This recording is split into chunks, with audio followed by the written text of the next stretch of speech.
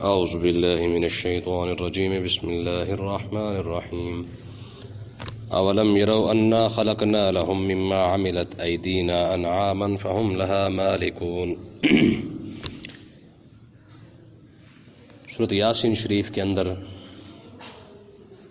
اللہ تبارک و تعالی نے اپنی وحدانیت کو ثابت کرنے کے لیے مختلف دلائل دیے ہیں، زمینی، آسمانی، قیامت کی باتیں، ٹھیک ہے۔ حضرت عیسیٰ علیہ السلام کے حواریوں کا قصہ قرآن مجید کے متعلق اللہ نے فرمایا کہ یہ قرآن تمہارے سامنے موجود ہے۔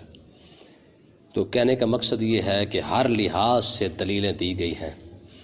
اب اگر اللہ تبارک و تعالی نے اپنی وحدانیت کی ایک اور دلیل دی ہے جانوروں کے متعلق، یہ جانور نہیں، ان کے متعلق، اولم یروا انا خلقنا لهم، کیا انہوں نے نہیں دیکھا، انا خلقنا لهم، کہ ہم نے اپنے ہاتھ کے بنائے ہوئے چوپائے، مما عملت ایدینا، جو ہم نے اپنے ہاتھوں سے بنایا ہے، انا خلقنا لهم، ان کے لیے پیدا کیے ہیں، ان انسانوں کے لیے پیدا کیے ہیں، فہم لہا مالکون، تو یہ جو ہم نے اپنے ہاتھ سے بنائے ہوئے جانور پیدا کیے ہیں ان کے یہ مالک ہے۔ وَذَلَّلْنَاهَا لَهُمْ فَمِنْهَا رُكُوبُهُمْ وَمِنْهَا يَأْكُلُونَ، اور انہی کے لیے ہم نے ان جانوروں کو نرم کر دیا، تو فَمِنْهَا رُكُوبُهُمْ، تو کسی پر یہ سوار ہوتے ہیں، وَمِنْهَا يَأْكُلُونَ، اور کسی کو یہ کھاتے ہیں جانوروں کو، وَلَهُمْ فِيهَا مَنَافِعُ وَمَشَارِبُ افلا یشکرون، اور ان کے لیے جو ہے وہ ان کے اندر کئی طرح کے منافع ہیں جانوروں کے اندر، و مشارب، اور پینے کی چیزیں ہیں، افلا یشکرون، تو کیا یہ شکر کیوں نہیں کرتے ہیں۔ واتخذوا من دون اللہ آلہہ، اور انہوں نے اللہ کے سوا اور خدا ٹھہرا لیے، لعلہم ینصرون، کہ تاکہ ان کی مدد کی جائے گی، لا یستطیعون نصرہم، جن کو یہ خدا بنا رہے ہیں اللہ کے سوا کسی اور کو مدد کے لیے بلا رہے ہیں، وہ ان کی مدد نہیں کر سکتے۔ وَهُمْ لَهُمْ جُنْدٌ مُحْضَرُونَ، وہ کفار بھی اور ان کے تمام لشکر جتنے بھی ہیں، محضرون، ایک دن حاضر کیے جائیں گے۔ فَلَا يَحْزُنْكَ قَوْلُهُمْ، تو اے محبوب آپ ان کی بات کا غم نہ کریں، اِنَّا نَعْلَمُ، بے شک ہم جانتے ہیں، مَا يُسِرُّونَ وَمَا يُعْلِنُونَ، جو وہ چھپا رہے ہیں اور جو ظاہر کر رہے ہیں۔ یہ آیات کا ترجمہ ہے۔ اس آیات کے اندر اللہ تبارک و تعالی نے جانوروں کو بطور دلیل کے انسان کو بتایا ہے کہ تم اگر رب کی وحدانیت کو، اس کے وجود کو نہیں مانتے تو پھر تم جانوروں کی طرف دیکھ لو، کون سے ہیں۔ ہم نے ان جانوروں کو پیدا کیا ہے، کس لیے پیدا کیا ہے؟ فرمایا فہم لہا مالکون، ہم نے پیدا کرنے کے بعد تمہیں ان کا مالک بھی بنا دیا ہے، اب تم ان کا کیا کرتے ہو؟ وَذَلَّلْنَاهَا لَهُمْ فَمِنْهَا رُكُوبُهُمْ، تم ان پر سواری بھی کرتے ہو، وَمِنْهَا يَأْكُلُونَ، ضرورت پڑ جائے تو تم انہیں کھا بھی لیتے ہو۔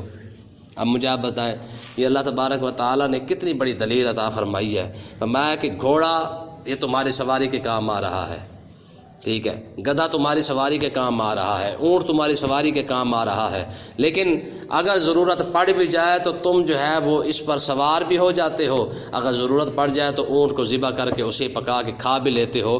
ایک ہی چیز ہے جس کو ہم نے تمہاری سواری کے لیے بنا دیا، تمہاری خوراک بھی اسی کے اندر رکھ دی ہے ہم نے، ٹھیک ہے نا جی۔ اب دیکھیں اگلی بات، دیکھیں اونٹ کے بارے میں قرآن مجید کے اندر افلا ینظرون الی الابل کیف خلقت، کہ تم اونٹ کو دیکھو ہم نے اس کو پیدا کیسے کیا ہے۔ اب ذرا اس پر ذرا آپ دیکھیں، اونٹ کے بارے میں ہمارے بزرگان دین نے یہ بات لکھی ہے، کہتے ہیں کہ یہ اپنے اندر اتنا پانی جمع کر لیتا ہے کہ اگر اسے 8 دن تک بھی پانی نہ ملے اور یہ چلتا رہے تو یہ بغیر کسی پانی کی پیاس کے یہ 8 دن بھی گزار جاتا ہے، ٹھیک ہے، یہ اس کے اندر ہی پانی جمع ہو جاتا ہے، ٹھیک ہے۔ پھر اسے کہا جاتا ہے یہ جہاز کا جہاز ہی ہے، ٹھیک ہے نا، ریگستانی علاقے کا یہ جہاز ہے۔ تو کیسے جہاز ہے یہ اس طریقے سے جہاز ہے کہ اس سے ریگستان کے اندر جہاں پہ ایک پاؤں رکھنا مشکل ہوتا ہے وہاں پر اسے چلنے میں کوئی پریشانی، کوئی تکلیف نہیں ہوتی، یہ ایزی ہو کے چل لیتا ہے۔ پھر دوسری بات یہ ہے کہ آپ یہ دیکھیں مولانا روم رحمۃ اللہ علیہ فرماتے ہیں کہ اگر اونٹ مست ہو جائے نا، مست ہو جائے اونٹ، اگر مست ہو جائے تو فرماتے ہیں کہ اگر اس اونٹ پر تم 40 اونٹوں کا بھار بھی لاد دو پھر بھی اٹھا کے چلا جائے گا یہ، ہاں ٹھیک ہے، پھر آگے فرمایا وَلَهُمْ فِيهَا مَنَافِعُ وَمَشَارِبُ، میں صرف تم اونٹ کو چھوڑ دو، باقی جانوروں کو دیکھ لو، بھینس ہے، گائے ہے، کیا ہے، فرمایا وَلَهُمْ فِيهَا مَنَافِعُ، ہم نے اس کے اندر کتنے تمہارے لیے منافع رکھے ہیں، ٹھیک ہے نا، ان جانوروں کے اندر گائے دیکھ لیں، بکری کے دیکھ لیں، آپ بھینس کو دیکھ لیں، کتنا اس کے اندر منافع ہے کہ جب اس سے جو ہے وہ جب ان کی نسل بڑھتی ہے تو مالی فائدہ ہو جاتا ہے، وہ مشارب ہو، اور پھر اسی سے جو ہے اللہ تبارک و تعالیٰ دودھ عطا فرماتا ہے، وہ پینے کے کام بھی آ رہا ہے، گوشت کھانے کے کام آ رہا ہے، اور بیچ دے تو وہ مال وکھرا کمایا جا رہا ہے۔ تو ایک ہی جانور سے 3 منافع جو ہے انسان کما رہا ہے، اگر بیچ دے تو پیسہ کما لیتا ہے، اگر شام تک اس کو روک لے تو اس سے دودھ دو کے پی لیتا ہے، اگر ضرورت پڑے تو ذبح کر کے کھا بھی لیتا ہے، کتنے منافع ہیں۔ تو یہ ساری باتیں، حالانکہ قرآن مجید کے اندر ایک اور جگہ پہ ارشاد فرمایا وَإِنَّ لَكُمْ فِي الْأَنْعَامِ لَعِبْرَةً نُسْقِيكُم مِّمَّا فِي بُطُونِهَا مِن بَيْنِ فَرْثٍ وَدَمٍ لَبَنًا خَالِصًا سَائِغًا لِّلشَّارِبِينَ، اس طرح کر کے قرآن مجید کی آیت ہے۔ فرمایا تم نے کبھی غور کیا ہے کہ ہم نے گوبر اور خون کے درمیان سے ہم نے دودھ کو نکالا ہے؟ تو میں یار بندہ غور کر کے دیکھے اندر کون سی ایسی مشینری فٹ ہے، کون سا ایسا پلانٹ لگا ہوا ہے کہ جناب جو بالکل دودھ کو صاف کر کے نکال رہا ہے، ٹھیک ہے، سوال ہی پیدا نہیں ہوتا ہے۔ لیکن وہی جانور ہے، گھاس کھا رہا ہے، حالانکہ وہ ہرا ہے، گھاس ہرا ہے، وہ ہرا گھاس کھانے کے بعد جناب وہ جو دودھ دے رہا ہے وہ بالکل سفید ہے۔ میں اندر ایسا کون سا پلانٹ لگا ہوا تھا کہ جس نے گھاس اندر ڈالنے کے بعد جناب اس نے گھاس کو کھایا، کھانے کے بعد جو ہے سفید دودھ جو ہے وہ اس کے اندر سے آنا شروع ہو گیا۔ میں یہ چیزیں ہیں غور کرنے والی، ٹھیک ہے نا، یہ چیزیں ہیں دیکھنے والی کہ یار کس طریقے سے اللہ تبارک و تعالیٰ نے ایک جانور کو جو ہے وہ بطور توحید کے ثبوت کے جو ہے وہ انسان کے سامنے رکھا ہے کہ اگر تم یہ مانتے ہو نا کہ تم یہ کہتے ہو کہ خدا ہے ہی نہیں، تو پھر اپنی بھینس کو ہی دیکھ لو، اپنی بکری کو دیکھ لو، اپنی گائے کو دیکھ لو کہ آخر یہ سارے دن جو ہے وہ جناب جو چرتی ہے وہ سبزہ ہے، جو کھاتی ہے، کبھی پتے کھا رہی ہے، کبھی گھاس کھا رہی ہے، کبھی کوئی چیز کھا رہی ہے، جو کھا رہی ہے وہ سبز ہے، ٹھیک ہے، لیکن نکل کہاں سے رہا ہے؟ فرمایا گوبر اور خون کے درمیان سے جو دودھ نکالا ہے، اب دودھ وہ کہاں پہ بنا ہے اور کس طریقے سے بن کے وہ باہر نکلا ہے؟ اور میں جیسے دودھ باہر نکلتا ہے، نہ اس کے اندر خون کی آمیزش ہوتی ہے، نہ اس کے اندر گوبر کی ملاوٹ ہوتی ہے، بالکل خالص ٹنو ٹن جناب والا دودھ جو ہے وہ باہر نکل رہا ہوتا ہے۔ اور کے کبھی اس باتوں پر ہاں اے پانی پا لینا تو ہور گل ہے، اگر اتھو تو پانی نہیں پا کے آنا۔ اللہ اکبر، آگے دیکھیں جناب، وَاتَّخَذُوا مِن دُونِ اللَّهِ آلِهَةً، اب جانوروں کو بطور دلیل دینے کے بعد، ٹھیک ہے جی، فرمایا کہ ان جانوروں کے اندر غور کر کے دیکھ لیں، اگر تمہیں اب بھی سمجھ نہیں آتی، فرمایا وَاتَّخَذُوا مِن دُونِ اللَّهِ آلِهَةً، فرمایا اللہ کے سوا تم نے جن کو بھی خدا بنا لیا ہے، یاد رکھے خدا ضروری نہیں کہ صرف بت ہو، رب کے علاوہ بندہ جس سے بھی امیدیں لگا لے، علماء فرماتے وہ بھی خدا ہے۔ رب کے علاوہ اگر بندہ کسی سے بھی امیدیں لگا لیتا جی بس یہی پورے کرے گا، تو وہ کیا ہے؟ وہ خدا ہے، ٹھیک ہے۔ تو اب آپ اندازہ کریں کہ یعنی امید سب سے پہلے بندے کو رب کے دربار میں ہونی چاہیے، کسی اور کے ساتھ امید، ہاں یہ ہے کہ میرے مالک کسی اور کے ساتھ امید اتنی رکھ سکتے ہیں کہ شاید اگر اس طرف سے اس سے کام ہوگا، حقیقت میں ہوگا تو رب کی طرف سے نا، ٹھیک ہے نا۔ فرمایا لعلہم ینصرون، فرمایا جس کو بھی تم نے رب کے مقابلے میں خدا بنایا ہے، فرمایا کہ یہ اس لیے بنا کے کھڑے کہ شاید یہ ان کی مدد کر دے، ہے جی۔ لوگ مسجدوں کو چھوڑ کر، عبادت کو چھوڑ کر اپنے لیڈر کے ساتھ چلے جاتے شاید کام آ جائے، کیوں جی؟ ایک طرف سے اذان ہو رہی ہے، حی علی الصلاۃ حی علی الفلاح کہا جا رہا ہے، اوے کامیابی ادھر ہے، ادھر آ جاؤ، لیکن لوگ اس کامیابی کو چھوڑ کے کس کے پاس جا رہے ہیں؟ اپنے لیڈر کے پاس جا رہے ہیں، اپنے جناب والا لیڈروں کے جلسوں کے اندر جا رہے ہیں، ان کی خوشامدیں کر رہے ہیں، چودھری اور وڈیروں کی خوشامدیں کر رہے ہیں کہ کیوں؟ شاید کام آ جائے۔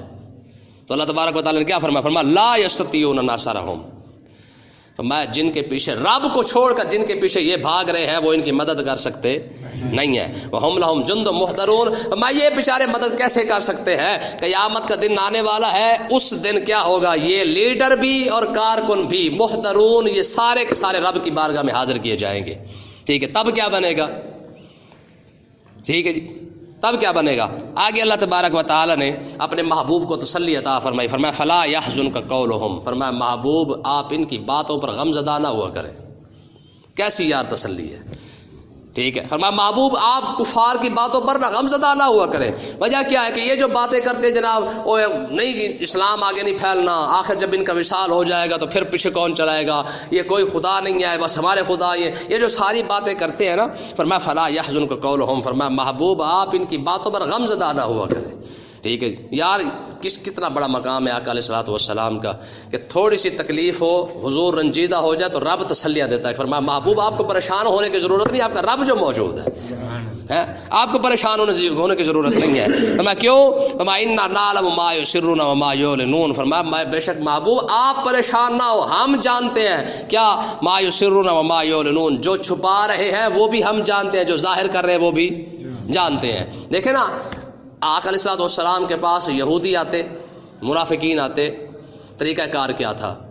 طریقہ کار یہ تھا کہ یہودی کچھ لوگوں کو بھیجا کرتے تھے کہ تم جانا صبح سویرے جا کے کلمہ پڑھ لینا، بھی ہم تو اسلام قبول کر چکے ہیں، ٹھیک ہے نا، شام کو اٹھ کے کہنا کہ نہیں یار ہمیں وہ چیز نہیں ملی جو ہم ڈھونڈنے آئے تھے۔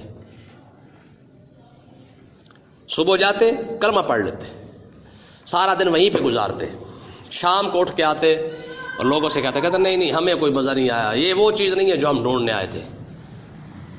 مقصد کیا تھا کہ اس سے لوگ جو متنفر ہو جائیں گے، تو لوگ کہیں گے یار اتنا سیاڑے بندے کو جب اس دین سے کچھ نہیں ملا تو ہمیں کیا ملے گا۔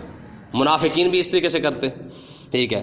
تو اللہ تبارک و تعالیٰ نے یہ ایک تسلی عطا فرمائی، فرمایا محبوب ایک یہودی اور منافق جو کچھ یہ چالیں چل رہے ہیں رب اس کو بھی جانتا ہے، اور کفار مکہ جو آپس میں مل بیٹھ کے کہتے ہیں کہ جناب ہم نے ان کا نام نہیں نکلنے دینا، ہم نے دین کا کام نہیں ہونے دینا، فرمایا محبوب رب ان کو بھی جانتا ہے، ٹھیک ہے۔ ما یسرون وما یعلنون، جو چھپا رہے ہیں اس کو بھی رب جانتا ہے، جو ظاہر کر رہے ہیں اس کو بھی جانتا ہے۔ تو یہ اللہ تبارک و تعالیٰ نے ایک تسلی عطا فرمائی ہے کہ بطور جانوروں کو بھی توحید بیان کیا۔ یار دیکھیں یہ یاسین ہی ہے جس کو ہم نے ساری زندگی صرف مردوں کے لیے پڑھی ہے، ٹھیک ہے نا، یا صرف ثواب سمجھ کے پڑھا ہے، لیکن ہم نے کبھی غور کیا کہ اس یاسین کے اندر رب نے اپنی توحید کے، اپنی وحدانیت کے کتنے دلائل دیے ہیں۔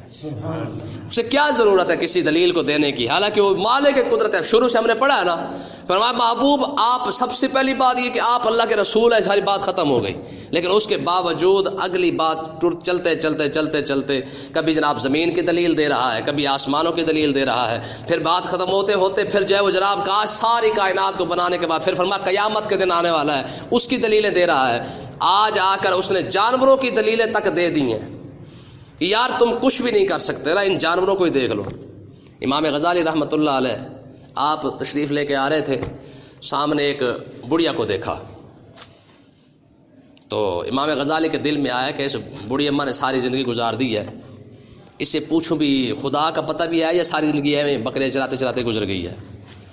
امام غزالی کہتے ہیں جب میں ان کے پاس آیا نا بڑھیا کے پاس، میں نے کہا ماں ساری زندگی بکریاں ہی چرائی ہیں یا رب کا بھی پتہ بھی ہے کہ نہیں؟ تو اماں فرماتے ہیں غزالی تجھ سے زیادہ پتہ ہے، تجھ سے زیادہ پتہ ہے۔ امام غزالی فرماتے ہیں میں حیران رہ گیا، میں نے کہا مت تجھے مجھ سے زیادہ پتہ ہے، کوئی مثال سمجھا دے۔ تو امام غزالی کہتے ہیں کہ مجھے اماں نے کہا یہ جو میری بکریاں کھڑی ہیں نا، ان بکریوں میں سے اس طرح کر کے کوئی مینگنی اٹھا کے لے آ، 2-4 بکریوں کی اٹھا کے لے آ۔ جب اٹھا کے لائی نا، امام غزالی اٹھا کے لائے، لانے کے بعد جب وہ اس بڑھیا کو لا کے دی نا، تو اس بڑھیا نے فرمایا اب پوچھ کون سی مینگنی کس بکری کی ہے، کون سی مینگنی کس بکری کی ہے۔ جب یہ بات کی تو کہتے ہیں کہ امام غزالی فرماتے ہیں میں نے تجربتاً جو ہے وہ کہہ بھی دیا، میں نے کہا یہ کس کی ہے، کہا یہ فلانی کی ہے، یہ کس کی ہے، کہا یہ فلانی کی ہے۔ کہا اماں میں تو بات چل رہی تھی خدا کی اور تو بات لے کے آئی ہے بکری اور مینگنیوں پر۔ تو اب اماں نے جواب کیا دیا، کہا غزالی میں 5 بکریاں رکھی بیٹھی ہوں، مجھے 5 بکریوں کا پتہ ہے کہ کون سی بکری کیسی ہے اور کیسی نہیں ہے، جو اتنی بڑی کائنات خود بخود تھوڑی چل رہی ہے، آخر کوئی ہے جو اتنے نظام کے ساتھ اس کو چلا رہا ہے، ٹھیک ہے۔ میں 5 بکریوں کی مالک ہوں، مجھے 5 کی بکریوں کا پتہ ہے، اور اتنی بڑی کائنات بغیر کسی چلائے چل رہی ہے، میں یہ میری بکریاں اور اس کی مینگنی دلیل دے رہی ہیں کہ اگر تم 5 بکریاں رکھ کے پورے بکریوں کے ڈسپلن کے ساتھ چلا سکتی ہے تو کوئی نہ کوئی ایسا تو ہے جو پورے نظام کو چلا رہا ہے۔ بات سمجھے کہ نہیں آئی؟ تو میں نے آپ کو پہلے بھی یہ بات بتائی تھی کہ ہمارے بزرگان دین جو استدلال کرتے ہیں وہ اس طریقے سے کرتے تھے ٹھیک ہے نا. اب آپ خود سوچ سکتا ہے کہ یہاں پہ رب نے جو مثالیں دی ہیں، ہمارے پاس بکری ہے، بھینس ہے، اپنا گائے ہے، اونٹ ہے، یہ 4-5 قسم کے جانور ہیں. اور دیکھیں ایک ہی جانور کو آپ کھا بھی رہے ہیں، اس کا دودھ بھی پی رہے ہیں، اس کو سواری کے لیے بھی استعمال کر رہے ہیں، حالانکہ جانور ایک ہے، لیکن 3 فائدے اللہ تبارک و تعالیٰ نے رکھ کے یہ بتایا. فرمایا تم آپ اندازہ کر لو، کوئی ذات ہے نا جس نے ان کو بھی پیدا کیا ہے نا.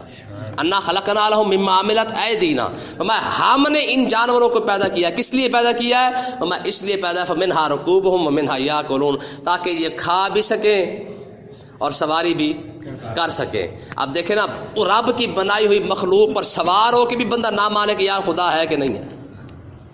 ٹھیک ہے نا، اسی کا بنایا ہوا جانور کو ذبح کر کے گوشت بنا کے کھا رہا ہے اور پھر بھی کہتا ہے کہ خدا نہیں ہے.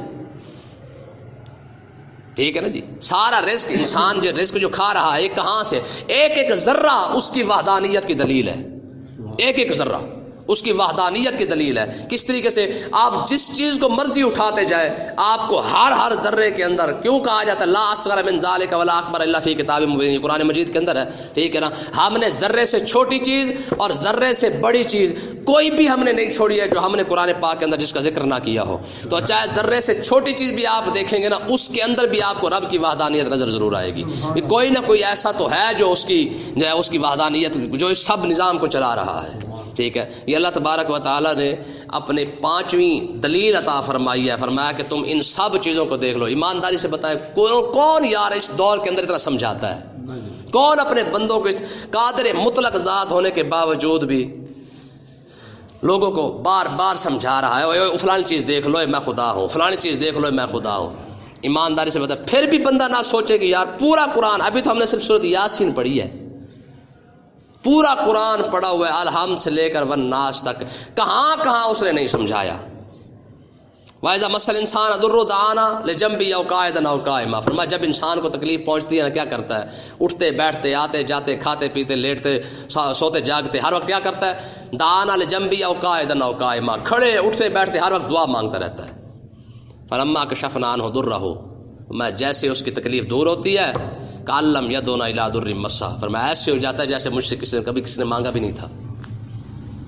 ٹھیک ہے، اتنا قادر مطلق ذات ہونے کے باوجود انسان کو بار بار سمجھا رہا ہے، بار بار سمجھا رہا ہے بندے کا پتر بن جاؤ، آج بھی مان جاؤ، آج بھی مان جاؤ، یہ دلیل دیکھو یہ دلیل دیکھو. پھر بھی بندہ نہ مانے تو قیامت کے دن پھر ایسے تھوڑی کہا گیا. فرمایا آج ماننے کا ٹائم ہے، قیامت کے دن نہیں مانے. بسم اللہ الرحمن الرحیم. اللہم